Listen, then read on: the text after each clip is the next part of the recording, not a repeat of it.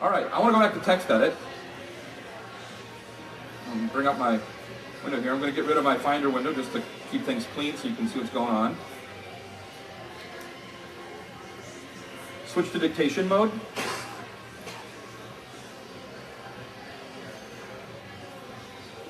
File close. Press don't save. File new. Start a letter. John, colon, new paragraph. Type sample text.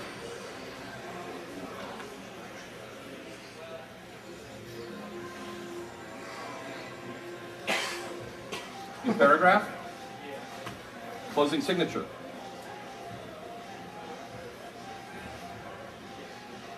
Okay, that's text macros. It's one of the things that hardly anybody uses, and it's one of the coolest features of the software. Just like with RSI injuries that you can get with your hands, you can stress your vocal cords. Too much talking, it's going to stress them. All right. So if you have things you repeatedly say, you can use this feature to just pop those things in there. All right. And it's really, really easy to do. It's the easiest kind of command to create. You bring iListen up to the front, and we have something called dictation text macros. Open that up, and they're the sample ones that we have. Okay, so you can go in and change them. So instead of saying your name, you can put your name there, right? Same thing with the address and all of that. But you can also create new ones. When you create a new one, you just go over here and say text macro, and then you can put whatever content you want in there. Okay? It will not style the text as well, so it's not going to bold it or anything like that. In one of the Apple stores this week, I grabbed something off of the iPod support site about how to reset your iPod. I just pasted it in there.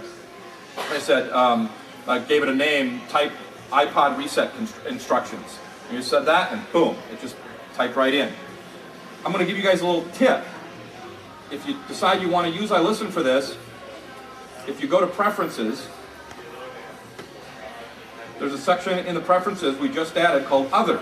Other means something that's not covered anywhere else. And you can say paste text macros instead of typing. If your text macro is long, it's going to take a long time to type out. And back in the macOS 9 days, when this first came out, it really does make a sexy demo to have that text type out. But can you imagine if you're using it and have 8 pages of text? Because it can take up to 32,000 characters in a macro.